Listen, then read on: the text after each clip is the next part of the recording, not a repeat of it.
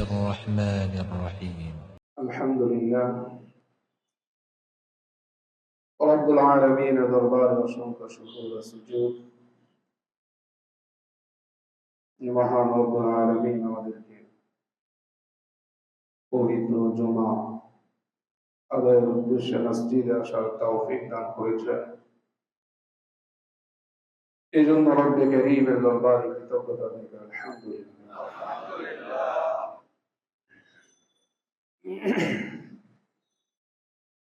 আমি ভুলে গেছি দেখো ওই যে বয়ানটা একটার মধ্যে শেষ করতে বলতে সেদিন ওই 200 বড় চিল্লাইতে আমার ওই 1000 কষ্ট হয়ে থাকা আমাকে একটা মনে যাবে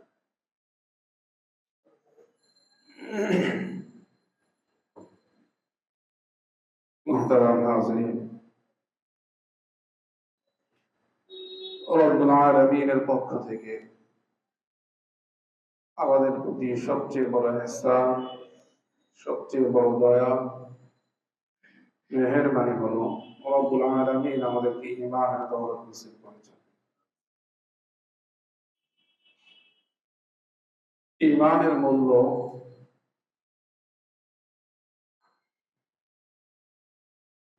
এই দুনিয়াতে এটা এর কোনো হিসাব করা তো অনেক দূরের বিষয়, বরং ঈমানের পর আমালের মধ্যে বিভিন্ন স্তর রয়েছে, যেমন ফরজ, ওয়াজিব, সুন্নাত। ফরজ ওয়াজিবের বিষয়ও না, সুন্নত যেমন ফজরের সালাতের 2 রাকাত সুন্নত আমরা পড়ব, এই 2 রাকাত সুন্নতের মর্যাদা রব্বুল আলামিনের নিকট এত বেশি আসমান এবং জমিন এর মধ্যে যত ধন সম্পদের ভান্ডার রয়েছে, এই জমিন যত হীরা মণি মুক্তা জহরত এগুলো উগলে দেয়, এই সকল কিছু যদি প্রতিনিয়ত কিয়ামত পর্যন্ত সেখান থেকে আসতে থাকে, আসমান জমিন যদি ভরে ফেলে, এই সকল কিছুকে যদি রব্বুল আলামিন যখন আমার আপনার আমলনামার হিসাব করবেন, মিজানের পাল্লা যখন দাঁড় করানো হবে, এই সকল কিছু এক পাল্লায় রাখা হবে, আর ফজরের 2 রাকাত সুন্নত এক পাল্লায় রাখা হবে, তাহলে আল্লাহ ওই সুন্নাত ওজনই সবচেয়ে বেশি হবে। ঈমান তো হলো মৌলিক একটি বিষয়। ঈমান লাভের পর ঈমানের দাবিকে পূরণ করতে গিয়ে কিছু রব্বুল আলামিনের পক্ষ থেকে বিধান হলো যে এগুলো ফরজ, আবশ্যকীয়, এগুলো করতেই হবে। কিছু ওয়াজিব, কিছু সুন্নাত। দেখেন সুন্নতের মর্যাদা রব্বুল আলামিনের নিকট কত বেশি, যে দুনিয়ার পিছনে আমরা অহর্নিশ পরিশ্রম করছি, এই গোটা দুনিয়া থেকেও এর মূল্য অনেক গুণ বেশি। তো রব্বুল আলামিন যে আমাদেরকে ঈমান নসিব করলেন, ঈমানের সন্ধান দিলেন, ঈমানের পরিচয় আমরা লাভ করলাম, নিজেদেরকে মুমিন বলে পরিচয় আমরা দিতে পারি, এটা রব্বুল আলামিনের সবচেয়ে বড় ইহসান, সবচেয়ে বড় করুণার দয়া আমাদের প্রতি, যে আল্লাহ তাআলা ঈমানের মতো দৌলত আমাদেরকে নসিব করেছেন।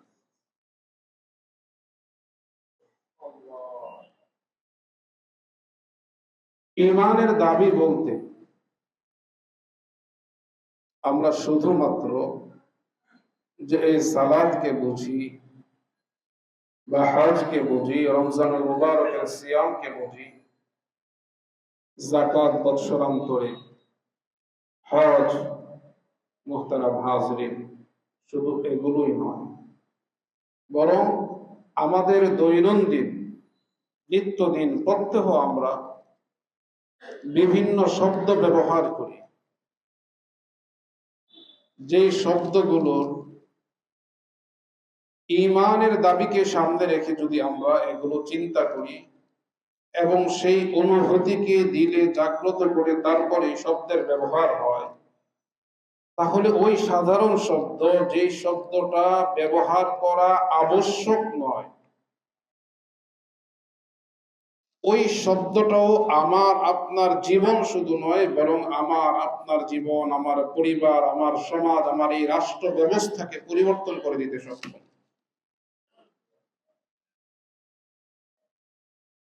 ঈমান এটা এত বড় এক দৌলত, এত বড় এক সম্পদ, যে ঈমানের অনুভূতিকে জাগ্রত রেখে, ভিতরে সজীব রেখে, সচেতনতার সাথে যখন মানুষ শব্দের প্রয়োগও করে, ওই শব্দই গোটা সমাজ ব্যবস্থা পরিবর্তন করে দিতে সক্ষম। যেমন আমরা এই শব্দের ব্যবহার করি, মোবারক হোক, কোন একজন মানুষের সফলতা, তার উন্নতি, পদোন্নতি, অথবা বিবাহ শাদী, অথবা কারো ব্যবসায়িক সফলতা, যে কোনো ক্ষেত্রে এই শব্দের ব্যবহার হয়। কেউ ভালো চাকরি পেল, সংবাদ আসলো, তাকে বলে দিলাম মোবারক হোক। এক কথায় আনন্দ প্রকাশের জন্য এই শব্দের ব্যবহার আমরা অনেক করে থাকি। এর অর্থ হলো যে তার আনন্দের, তোমার আনন্দের অংশীদার আমি, অর্থাৎ তোমার এই আনন্দে, তোমার এই সফলতায় আমি খুশি, আমি আনন্দিত, আমি আপ্লুত, সুতরাং মোবারক হোক।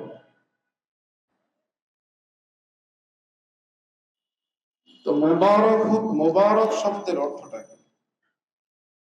ঈমান এই অর্থকে কিভাবে পরিচয় করিয়ে দেয়, এই বিষয়টা আমাদের বোঝা, এবং সেই অনুভূতি নিয়ে আমরা যখন বলবো, তখন পরিবর্তন আমারও আসবে, যাকে বলবো তারও আসবে। আর এভাবে যখন প্রত্যেকটা শব্দের ব্যবহার পূর্ণ ঈমানের অনুভূতির সাথে হবে, তখন গোটা সমাজ ব্যবস্থা পরিবর্তন হবে। দেখেন, মোবারক শব্দ এর অর্থ হলো যে তোমার এই আনন্দের আমি যেমন অংশীদার, আমি আনন্দিত, আমি আপ্লুত, পাশাপাশি আমি এই দোয়া করছি যেন আল্লাহ তাআলা তোমার এই আনন্দের যে উপকরণ, যে মাধ্যম তুমি পেয়েছ, লাভ করেছ, হোক সেটা পদোন্নতি, হোক সেটা ব্যবসায়িক সমৃদ্ধি, হোক বিবাহ শাদীর বিষয়, হোক তুমি কোনো গাড়ি ক্রয় করেছ, বাড়ি ক্রয় করেছ, বা তুমি আল্লাহর ঘর মসজিদ দিয়েছ, মাদ্রাসায় দিয়েছ, মসজিদ প্রতিষ্ঠা করেছ, মাদ্রাসা প্রতিষ্ঠা করেছ, বা কোনো এতিমের দায়িত্বভার তুমি গ্রহণ করেছ, এই সংবাদ যখন শুনলাম, এটা ভালো কাজ। এখন আমি বললাম যে এটা মোবারক হোক, মানে তোমার জন্য আমি বরকতের দোয়া করেছিলাম, যে আল্লাহ তাআলা এর মধ্যে বরকত দান। বরকতের অর্থ কি? মুহতারাম হাজরিন, বৈষয়িক এই উপায় উপকরণের এই সমাজে বরকত শব্দের অর্থটা একেবারেই এটা অস্পষ্ট। বরকত শব্দের যথাযথ অর্থ সম্পর্কে আমরা অনেকেই অজ্ঞ।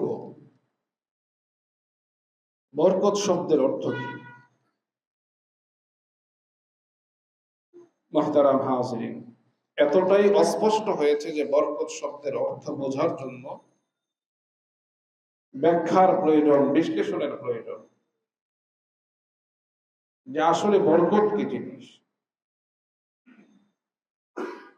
দেখেন, আমরা আমাদের সুখ শান্তির জন্য, সমৃদ্ধির জন্য, আরাম আয়েশের জন্য যে উপায় উপকরণগুলি আমরা গ্রহণ করি, অহর্নিশ আমরা সকাল থেকে সন্ধ্যা পর্যন্ত পরিশ্রম করে যাচ্ছি, ব্যবসা বাণিজ্য, চাকরি নকরি, আমরা যা কিছু করছি এবং এর মাধ্যমে যা আমরা অর্জন করছি,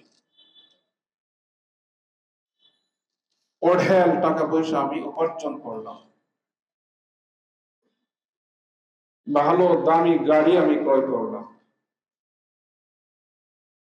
বসবাসের জন্য ভালো বাংলো, ডুপ্লেক্স ফ্ল্যাট আমি তৈরি করলাম, এসির ব্যবস্থা করলাম, বিশ্রামের জন্য খুব দামি উন্নত ডিজাইনের আধুনিক ডিজাইনের খাট, নরম তুলতুলে বিছানা, গদি আমি সেখানে। এই সব কিছু যে আমি করলাম, এগুলো হলো আমার আরাম, আয়েশ, সুখ, শান্তি উপায়, উপকরণ, মাধ্যম। টাকা পয়সাই সুখ শান্তি নয়, দামি গাড়ি সুখ শান্তি নয়, বড় বাংলোই সুখ শান্তি নয়, পদোন্নতি হওয়া এটাই সুখ শান্তি নয়। এই সকল কিছু টাকা পয়সা, আমার উপার্জিত বাড়ি গাড়ি যা কিছু আছে, এই সকল কিছু হলো সুখ শান্তির মাধ্যম। এগুলো উপায়, এগুলো উপকরণ, এর মাধ্যমে মানুষ সুখ শান্তি লাভ করে। এখন বিষয় হলো, যার টাকা পয়সা আছে, দামি গাড়ি আছে, বাড়ি আছে, সুখ শান্তি আরাম আয়েশের সব ধরনের সাজ সরঞ্জাম আছে, থাকার পরেই কি সে সুখ শান্তি পরম তৃপ্তিতে সে আছে? টাকা পয়সা হলেই মানুষ শান্তিতে থাকতে পারে? টাকা পয়সাই মানুষকে সুখ দেয়?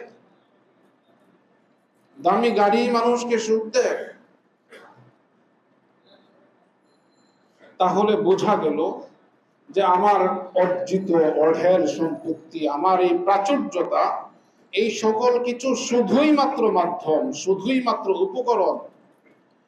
এর মধ্যে সুখ শান্তি, আরাম আয়েশ, তৃপ্তি, এই বিষয়গুলো নিয়ন্ত্রণ করেন ভিন্ন এক সত্তা, যেগুলো মানব শক্তি সামর্থ্যের ঊর্ধ্বে, যা মানব শক্তিতে অর্জন করা সম্ভব নয়।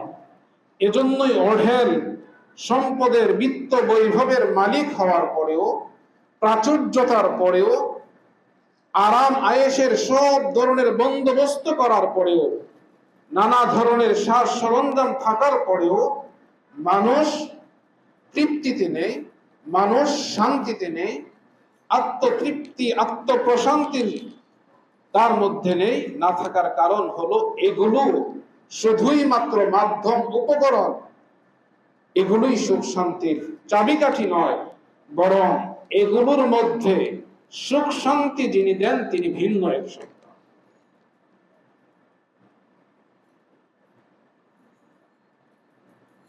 মুহতারাম হাজরিন,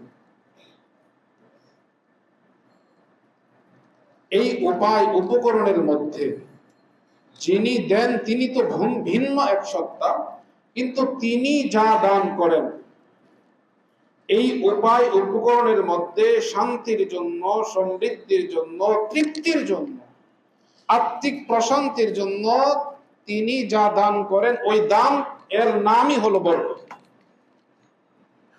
আমার এই প্রাচুর্যতার মধ্যে সুখ শান্তি আরাম আয়েশের জন্য ভিন্ন সত্তা, অর্থাৎ রব্বুল আলামিন তিনি যা দান করেন ওই দানটার নাম হলো বরকত। যখন উপকরণ থাকবে, এর মধ্যে রবের পক্ষ থেকে শান্তির ফয়সালা হবে, তখনই এর দ্বারা শান্তি আসবে। আমার এই আসবাবের মধ্যে, আমার এই উপকরণের মধ্যে, আমার এই সাজ সরঞ্জামে, আমার এই প্রাচুর্যতায় যদি আল্লাহর পক্ষ থেকে তৃপ্তির ফয়সালা হয়, তখনই এগুলো আমাকে তৃপ্তি দিবে। আর যদি আল্লাহ তাআলার দান ওই তৃপ্তি, রবের দান ওই শান্তি, রবের দান ওই আরাম আয়েশের সিদ্ধান্ত ফয়সালা না হয়, তাহলে আমার এই প্রাচুর্যতা আমাকে শান্তি দিবে। মুহতারাম হাজরিন, তো রব্বুল আলামিনের ওই দানের নামই হলো বরকত। আর রব্বুল আলামিনের দান এটা এত শক্তিশালী, এত অসীম, এটা শুধুই মাত্র উপকরণের উপর নির্ভরশীল নয়। যার কারণে দেখা যায় যাদের সামান্য উপায় উপকরণ আছে জীবন ধারণের জন্য, বাড়ি নেই, গাড়ি নেই, রাস্তায় চলে, দিন রাত পরিশ্রম করে, মেহনত করে,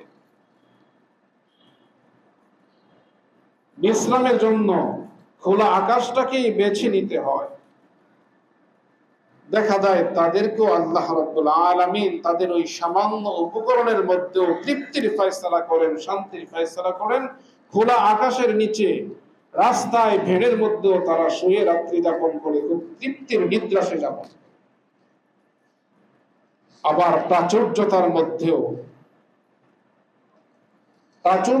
মধ্যেও উন্নত বিছানা, এয়ার কন্ডিশনে, স্প্রের সুরভিত সুগন্ধ, এগুলো থাকার পরেও যখন একটু বিশ্রামের জন্য গা এলিয়ে দেয়, তখন দেখা যায় ঘুম হাওয়া হয়ে যায়, এপিট ওপিট করতে থাকি, অস্থিরতা আসে, কিন্তু ঘুম আর আসে না।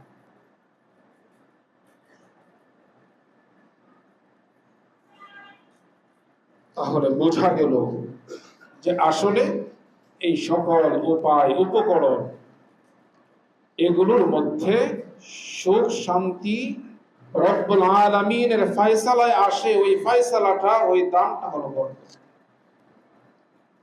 এখন আমি যে বললাম মোবারক হোক, এর অর্থ হলো তুমি যা পেয়েছো, যা অর্জন করেছো, যা লাভ করেছো, এর মধ্যে আল্লাহ তাআলা যেন বরকত দান করেন। অর্থাৎ এটা তোমার সুখের কারণ হয়, এটা তোমার শান্তির কারণ হয়, এটা তোমার আনন্দের কারণ হয়, এটা তোমার তৃপ্তির কারণ হয়। এর দ্বারা যেন তোমার চিত্ত প্রশান্তি লাভ করে, এই দোয়া আমি তোমার জন্য করলাম। মুহতারাম হাজিরিন, যখন এই দোয়া আমি করি, তার অর্থ কি? তার অর্থ হলো এই, প্রথমত যে আমি তোমার কল্যাণকামী, আমি তোমার মঙ্গল চাই, আমি তোমার জীবনের সুখ শান্তি সমৃদ্ধি চাই। অর্থাৎ আমি তোমার শরীর, আমি তোমার একজন আন্তরিক হিতাকাঙ্ক্ষী, আমি তোমার হৃদয়ের বন্ধু। আমার জীবনের চাওয়া পাওয়া তোমার বিষয়ে রব্বুল আলামিনের নিকট এই, যেন তুমি শান্তি থাকো, তোমার মঙ্গল হোক। তাহলে বোঝা গেল যে তোমার কোনো অনিষ্ট আমি কামনা করি না, তোমার সাথে যাদের শত্রুতা আছে তাদের সাথে আমার কোনো বন্ধুত্ব নেই, তোমার সাথে যাদের বিরোধিতা আছে তাদের সাথে আমার কোনো সখ্য নেই। আমি একজন তোমার শরীর, আমি তোমার বন্ধু, আমি তোমার হিতাকাঙ্ক্ষী, আমি তোমার আত্মার আত্মীয়। এই স্বীকৃতি দেয়া, এই স্বীকারোক্তি দেয়া। মুহতারাম হাজিরিন, যেমন পূর্বে আমি বলেছিলাম যে আমরা সালাম দেই, সালাম যে আমরা দেই, আসসালামু আলাইকুম ওয়া রাহমাতুল্লাহ, এই সালামের অর্থ কি? যে আল্লাহ রাব্বুল আলামিন তোমার জন্য শান্তির ফয়সালা করেন, তোমার জীবনটা আল্লাহ তাআলা শান্তিময় করে দেন। দোয়া তো, সুতরাং আমি যার শান্তি চাই, রব্বুল আলামিনের পক্ষে যার জন্য দোয়া করি, তারই বিরুদ্ধাচরণ করা, তাহলে মানুষ আমি একজন, কিন্তু আচরণ আমার দ্বিমুখী। যখন সামনে আসে তখন আমি বোঝাই আমি তোমার শরীর, আমি তোমার শান্তি চাই, তোমার মঙ্গল চাই, তোমার কল্যাণকামী। কিন্তু যখন পিছনে সরে যায় তখন সমালোচনা করি, বিরুদ্ধাচরণ করি, তখন গীবত শিকায়েতে লিপ্ত হই। তাহলে বোঝা গেল যে আমার ভিতরে এবং বাহিরের দুইটা রূপ ভিন্ন, স্বতন্ত্র। আসলে ভিতরে বাহিরে আমি এক নই, অর্থাৎ মুনাফিকের চরিত্র আমার মধ্যে আছে। প্রকৃত অর্থে আমি মুমিন নই, আমি একজন মুনাফিক। একজনকে সালামও আমি দেই, তার জন্য শান্তির দোয়াও আমি করি, আবার পিছনে তার সমালোচনাও করি, গীবত শিকায়ত করি, বিরুদ্ধাচরণও করি, তার শত্রুদের সাথে মিলে তাকে ঘায়েল করারও চেষ্টা করি, তার ত্রুটি বিচ্যুতিগুলো খুঁজতে থাকি, আবার সামনাসামনি যখন হয় তখন সালামও দেই। এই তো শরীয়তের একটি বিধান, এর সাথে উপহাস করা। এই বিধানের প্রবর্তক রব্বুল আলামিন, তো সুতরাং এই জন্য রব্বুল আলামিনের সাথে প্রতারণা করা। মুহতারাম হাজিরিন, তো এটা কেমন কথা যে একজনকে আমি বলি যে তোমার কল্যাণ চাই, তোমার শান্তি চাই, তোমার মঙ্গল চাই, পিছনে আবার তার সমালোচনাও করি। সালামের মধ্যে একটি সুপ্ত প্রতিজ্ঞা, একটি স্বীকারোক্তি থাকে, এই যে আমি তোমার কল্যাণকামী, আমার দ্বারা তোমার অনিষ্ট হবে না, এটা সুনিশ্চিত। এই স্বীকারোক্তি সালামের মধ্যে রয়েছে, কিন্তু সেই অনুভূতি আমাদের মধ্যে না থাকার কারণে সালাম দিয়েও আমরা বৈধ মনে করি, জায়েজ মনে করি, যে তার বিরুদ্ধে বেরিয়ে থাকা, যেটা কোনো অবস্থাতেই শরীয়ত অনুমোদন করে। ঠিক তেমনি ভাবে মুবারক হোক, এটা একটি দোয়া, বরকতের দোয়া। এই বরকতের দোয়া যে আমি করলাম মুহতারাম হাজিরিন, এর দ্বারা যে তোমার আনন্দে আনন্দিত আমি কখন, যখন আমি তোমার কল্যাণকামী হই, যখন আমি তোমার আত্মার আত্মীয় হই, যখন তোমার হৃদয়ের বন্ধু আমি হয়ে যাই, তখনই আমি তোমার আনন্দে আনন্দিত হই, তোমার ব্যথায় আমি ব্যথিত হই। তো সুতরাং এখন যেহেতু আনন্দের সময়, তোমাকে আল্লাহ তাআলা পদোন্নতি দিয়েছেন, তুমি অর্থ সম্পদ উপার্জন করেছো, যে কোনো আনন্দ প্রকাশের সময় মোবারকবাদ জানিয়ে এই দোয়া আমার অপর ভাইকে আমি করি যে আল্লাহ তাআলা তোমার এই আনন্দ লাভের যে উপকরণ তুমি পেয়েছো, এর মধ্যে আল্লাহ তাআলা বরকত দান করে। তাহলে প্রথমত আমি তো তোমার আনন্দে আনন্দিত, দ্বিতীয়ত যে আমি এই স্বীকারোক্তি দিচ্ছি যে আমি তোমার কল্যাণকামী, আমি তোমার হৃদয়ের বন্ধু, আমি তোমার আত্মার আত্মীয়, আমার দ্বারা তোমার যতটুকু সম্ভব কল্যাণ ছাড়া অকল্যাণ কখনো কোনো অবস্থাতেই হবে না। এই স্বীকারোক্তি এর মধ্যে সত্য থেকে যায়। মুহতারাম হাজিরিন, এই অনুভূতি রাখা, এতটুকু জ্ঞান, এতটুকু ইলম, এটা জানা যে এই মুবারকবাদের অর্থটা, শুধু তাই নয়, মুবারকবাদ এর অর্থ শুধু তাই নয় মুহতারাম হাজিরিন, যে দেখেন অবস্থাটা, যে একজনকে আল্লাহ তাআলা প্রচুর প্রাচুর্য দান করেছেন, ধনৈশ্বর্য দিয়েছেন, বাড়ি গাড়ি, আরাম আয়েশের সব ধরনের উপায় উপকরণ আছে, খাবারের সময় যখন হয়ে যায় টেবিলের মধ্যে বিভিন্ন নানা ধরনের খাবারের আয়োজন, সবকিছু প্রস্তুত উন্নত পরিষ্কার পাত্রের মধ্যে। মুহতারাম হাজিরিন, সে বসে গেল খাবারে, কিন্তু তার পরিপাক যন্ত্র অসুস্থ। বাহারি ধরনের খাবার আছে, তাজা টাটকা ফল ফ্রুটস আছে, তারপরেও সেগুলো সে নিতে পারছে না, কেন? তার পরিপাক যন্ত্র অসুস্থ। খাওয়ার পর সেটাকে সে হজম করতে পারবে না, তাহলে এই প্রাচুর্যের মধ্যে বরকত আর আসলো না। আবার আরেকজনের পরিপাক যন্ত্র সুস্থ, কিন্তু এমন মানসিক তীব্র অস্থিরতা, পেরেশানি তার উপর রব্বুল আলামিনের পক্ষ থেকে চাপিয়ে দেওয়া হয়েছে। এই সকল কিছু থাকা সত্ত্বেও এই তীব্র মানসিক চাপের কারণেও সে তার আহার নিদ্রার কথা ভুলে যাচ্ছে, এগুলো কোনো কিছুই তার কাছে ভালো লাগছে না। কিন্তু একজন শ্রমিক, একজন কৃষক, একজন দিনমজুর, তার অবস্থা 4 ঘন্টা মেহনত করে, পরিশ্রম করে, ঘাম ঝরিয়ে যখন সে খাবার গ্রহণের জন্য আসে, দেখা যায় সকালের শাক রুটি কিছু আছে, এদিকে সে তার খিদাও প্রচন্ড আছে, পরম তৃপ্তির সাথে সকালের সেই পান্তা শাক রুটি দিয়ে তার দুপুরের আহার সুন্দর হয়ে যাচ্ছে, এর মাধ্যমে সে তৃপ্তির ঢেকুর তুলছে। এর নাম হলো বরকত। মুহতারাম হাজিরিন, দামি গাড়ি একজন ক্রয় করলো, তার জন্য দোয়া যে মোবারক হোক, কারণ এই গাড়ি যে শান্তি দিবে, এই গাড়ি যে আরামের কারণ হবে, এটা বলা যায় না। ভবিষ্যৎ বলবে যে না, এই গাড়ি আবার দৈনন্দিন গ্যারেজে দাঁড়িয়ে থেকে আরেক মাথা ব্যথার কারণ হয়ে দাঁড়ায়। যদি রব্বুল আলামিন এর মধ্যে বরকত রাখেন, কল্যাণ রাখেন, তাহলে এই গাড়ি এটা আমাকে আপনাকে আরাম দিবে, শান্তি দিবে, আমার জীবনের জন্য সহায়ক হবে। কিন্তু যদি রবের ফয়সালা না হয়, তাহলে এই গাড়ি আমার মাথা ব্যথার কারণ হবে। এদিকে সেখানে অ্যাক্সিডেন্ট, 2 দিন পর পর গ্যারেজে দাঁড়িয়ে থাকা, এই নষ্ট সেই নষ্ট।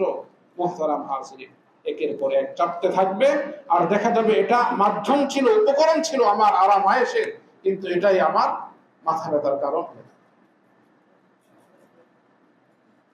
এজন্য যে বিষয়টি আমাদের বোঝা, এটা হলো একটি দিক, যে মোবারক বা বরকতের একটি অর্থ হলো এই যে এর মাধ্যমে প্রকৃত কল্যাণ অর্জিত হওয়া সাধিত। আরেকটি অর্থ হলো যে এর পরিণাম আমি যা অর্জন করেছি এর মধ্যে এই বরকত, এই আরাম আয়েশ, এই শান্তি নিশ্চিত হওয়ার সাথে সাথে এর পরিণাম, এর শেষ পরিণতি সেটাও সুখকর হওয়া, সেটাও কল্যাণকর হওয়া, সেটাও মঙ্গলজনক হওয়া। কেমন? একজন ডাকাত ডাকাতি করলো, লুটতরাজ করলো, লুটেরা প্রচুর অর্থ করে নিল, 2-3 দিন সে খুব মৌজ মস্তির সাথে সে কাটায়। তো বাহ্যিক ভাবে তার আরাম আয়েশ তো সে করলো, ভোগ বিলাসীতে 3-4 দিন ডুবে থাকলো।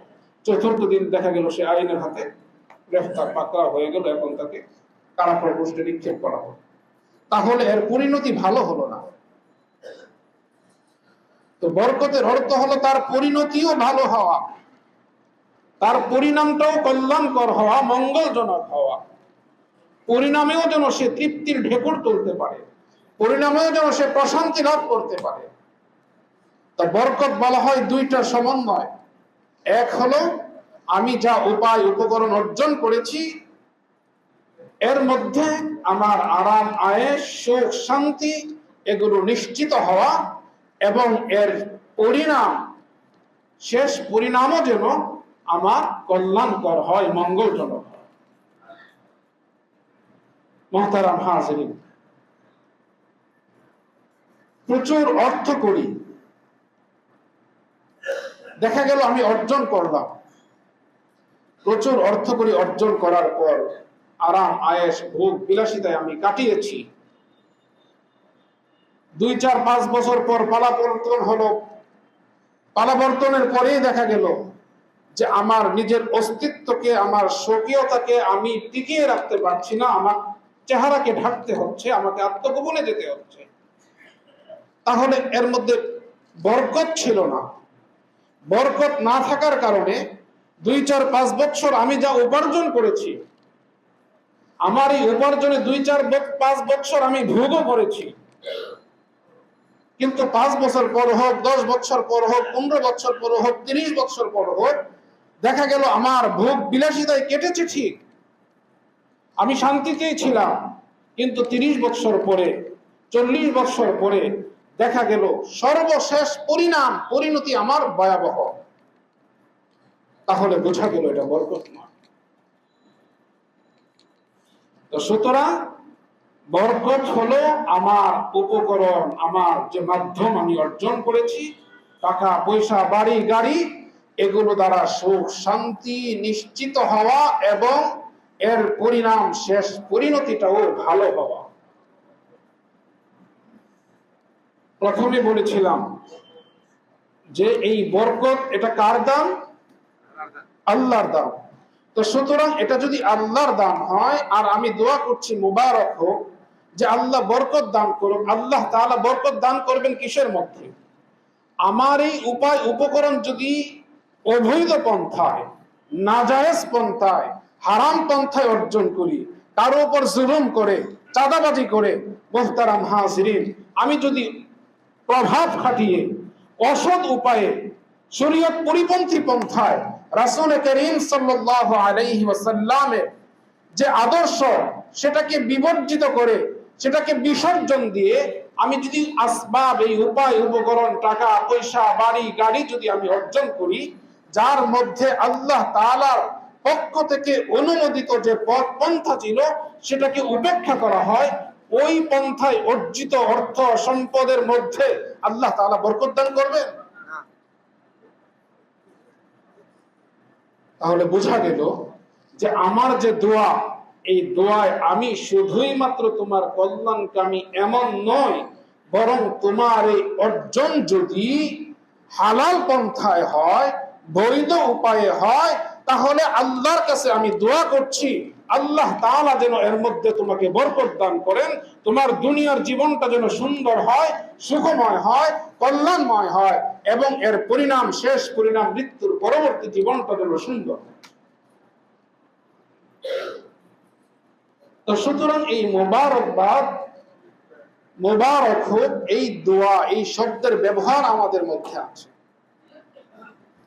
মুহতারাম হাজিরিন, ভিন্ন ভাষায় এর প্রতিশব্দ ব্যবহার করি, কিন্তু ওই সকল শব্দে এই মোবারক এর অর্থ থাকে না, যার কারণে ভিন্ন ধর্মাবলম্বীদের সাথে ইসলামের অনুসারী যারা, ঈমানের দৌলত যারা লাভ করেছে, তাদের শব্দের পার্থক্যগুলো, ইসলামের এই পরিভাষাগুলো, এগুলো শিখা বোঝা এবং এর অন্তর্নিহিত যথাযথ যে অর্থ মর্ম, সেটাকে উপলব্ধি করা, ওই উপলব্ধির সাথে ব্যবহার করা। যখন ইসলামী এই পরিভাষাগুলো তার যথাযথ অর্থ মর্ম উপলব্ধির সাথে আমি আপনি যখন ব্যবহার করব, এর প্রচলন যখন হবে, তখন আমার জীবনে পরিবর্তন আসবে। আমি যেই ভাইয়ের জন্য ব্যবহার করলাম, ওই ভাইয়ের জীবনেও পরিবর্তন আসবে, কারণ তিনিও জানেন মোবারক হোক এই কথার অর্থ কি।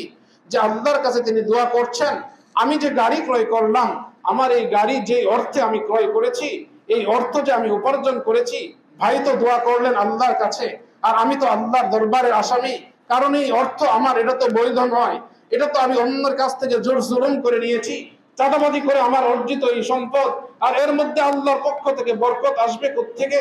এখন লজ্জায় তো তার সামনে মুখ রাখা যায় না, না প্রকাশ করতে পারি, না এটাকে এখন ছেড়ে দিতে পারি। মুহতারাম হাজিরিন, অপর ভাইও সচেতন হবে যে না, আমার জন্য তো দোয়া আল্লাহর কাছে, তো সুতরাং আমার অর্জন, আমার পদোন্নতি, আমার উন্নতি, আমার সমৃদ্ধির সকল পথ পন্থা মাধ্যম উপায় উপকরণগুলো যেন আল্লাহ তাআলা কর্তৃক অনুমোদিত পন্থায় হয়, এই ব্যাপারে সে নিজে নিজে আস্তে আস্তে তার জীবনে পরিবর্তন চলে আসবে। আর অন্যথায় যদি এর মর্ম না থাকে, এর অর্থ না থাকে, এর উপলব্ধি না থাকে, বা এর অর্থই যদি আমার জানা না থাকে, তাহলে এই শব্দের এই মুদ্রা ব্যবহার, এই ব্যবহারে না আমার জীবনে পরিবর্তন আসবে, না যেই ভাইকে বললাম তার জীবনে আসবে, না আমার পরিবারে আসবে, না আমার সমাজে আসবে, না মুসলিম জাতিসত্তার কোনো পরিবর্তন আসবে। মুহতারাম হাজিরিন, তো সুতরাং পরিবর্তনের জন্য প্রয়োজন আমরা ইমানদার, আমরা মুমিন, আমরা মুসলিম বলে আমাদের পরিচয় দেই। তো সুতরাং একজন ইমানদারের জন্য ঈমান হলো সবচেয়ে বড় সম্পদ। দেখেন, মোবারক হোক, বরকতের দোয়া করাটা এটা ফরজ ওয়াজিব কোনো বিষয় ছিল না। মুহতারাম হাজিরিন, এটা সাধারণ একটা বিষয় ছিল, কিন্তু এই সাধারণ বিষয়টাই এর অর্থটা যখন আমি জানি, এর মর্মটা যখন আমি উপলব্ধি করি, আমার এই উপলব্ধির সাথে যখন আমি অপর ভাইকে মোবারকবাদ দেই, বরকতের দোয়া করি, আর ওই ভাইয়ের ওই অর্থ জানা থাকে, তখন তার হালাল বা হারাম ভাবে হোক, বৈধ বা অবৈধ ভাবে হোক, তিনি তো জানেন, তখন তিনিও লজ্জিত হবেন।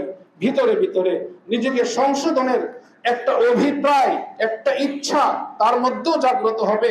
আরে আমার কোন মুসলিম ভাই দেখা হলে আমি যদি এই সংবাদ তাকে দেই, সে তো দোয়া আল্লাহর কাছেই করবে, তো আল্লাহ তাআলা তো আসলে আমার এই হারাম উপায়ে অর্জিত এই মাধ্যমের মধ্যে তো বরকত দিবেন না। তাহলে আমার এত মুসলিম ভাই আমার জন্য এভাবেই দোয়া করে যাচ্ছেন, কিন্তু তাদের দোয়া কাজে লাগছে না, তাদের দোয়ায় আমার উন্নতি হচ্ছে না। না হওয়ার কারণ হলো আমি নিজে অসৎ উপায় গ্রহণ করেছি, হারাম পন্থা গ্রহণ করেছি। এজন্য আমি যদি পরিবর্তন করি, তাহলে এত এত মানুষের, এত এত ইমানদারের, এত এত মুমিনের, এত এত সালাতের দোয়া আল্লাহর দরবারে যখন পৌঁছতে থাকবে, তখন আমার সামান্যটাই অসামান্য হয়ে যাবে। এজন্য মুহতারাম হাজিরিন, আমাকে আপনাকে সচেতন হওয়া যে ইসলামী পরিভাষার ব্যবহার আমরা করি, শব্দগুলোর ব্যবহার আমরা করি, এর অর্থগুলো সম্পর্কে আমরা জানি, যথাযথ এর অর্থের মর্ম উপলব্ধি করি, উপলব্ধির সাথেই আমরা ব্যবহার করি। যেমন সালামের অর্থ উপলব্ধি করে তারপর আমি যখন সালাম দেই, আবার যখন ভাই উত্তর দেন, তিনিও যখন উত্তরটা দিবেন সালামের, তিনিও মর্ম উপলব্ধি করে দিবেন যে আমি তো আমার এই ভাইয়ের কল্যাণ চাই, আমি তো ভাইয়ের মঙ্গল চাই, আমি তো আল্লাহর কাছে তার শান্তির জন্য দোয়া করি। তো সুতরাং এমন কোন কাজ আমি কি করতে পারি যেই কাজটা তার অশান্তির কারণ হয়ে দাঁড়ায়? আমি চাই শান্তি, কিন্তু কাজ করলাম এমন যেটা তার অশান্তির কারণ হয়, তাহলে আমি কেমন মুসলমান? হয়তো তার আড়ালে আমি করেছি, হয়তো আমি সংগোপনে করেছি, আমি ভিন্ন কোনো মজলিসে করেছি যেখানে সে উপস্থিত ছিল না, বা যেটা তার কানেও যাবে না। মুহতারাম হাজিরিন, কিন্তু রব্বুল আলামিন যিনি ইসলামী শরীয়তের মধ্যে অভিবাদন স্বরূপে সালামের প্রবর্তন করেছেন, শান্তির দোয়া শিক্ষা দিয়েছেন, বড় উপকারী হওয়ার শিক্ষা দিয়েছেন, তিনি তো আমার ভাইয়ের সামনে সালামের রূপও দেখলেন, তার আড়ালে তার অশান্তির কারণ হয় এমন কাজে লিপ্ত থাকতেও আমাকে দেখলেন। আমি তো আল্লাহর চোখকে ফাঁকি দিতে পারি। আমার ঈমান তো বলে রব্বুল আলামিন তিনি আলিমুম বিদাতিস সুদূর সামিউম বাসীর, তিনি সর্বশ্রোতা, তিনি সর্বজ্ঞ, তিনি সবকিছু দেখেন, তিনি সবকিছু শুনেন। তো সুতরাং সামনে একটি রূপ, পিছনে আরেকটি রূপ, এটা তো হলো মুনাফিকের আলামত। আর মুনাফিকের অবস্থা হলো সবচেয়ে ভয়াবহ। ইন্নাল মুনাফিকিন ফি দারকিল আসফালি মিনান নার, জাহান্নামের সবচেয়ে জঘন্যতম ভয়ঙ্কর স্থানে মুনাফিকরা থাকবে। তো সুতরাং মুহতারাম হাজিরিন, আমাদের সালামের আদান প্রদান হয় প্রচুর, কিন্তু এর মর্ম উপলব্ধি না থাকার কারণে এই সালাম আমাদের মধ্যে পরিবর্তন আনে না, আমাদের সমাজে পরিবর্তন আনে। কিন্তু যখন নাকি এর মর্ম, অর্থ, অন্তর্নিহিত অর্থ যখন আমরা উপলব্ধির সাথে সালাম দিব, দিল থেকে কামনা করব, তখন হিংসা বিদ্বেষ দূর হয়ে যাবে, শত্রুতা ভুলে যাবে, পারস্পরিক আন্তরিকতা আর হৃদ্যতা তৈরি হবে, ভালোবাসা তৈরি হবে, সমাজটা শান্তির হবে। মুহতারাম হাজিরিন, আল্লাহ রাব্বুল আলামিন আমাদের সকলকে বিষয়গুলো বোঝা, আমল করার তৌফিক দান করেন। আমিন ওয়া আখিরু দাওয়ানা আলহামদুলিল্লাহ।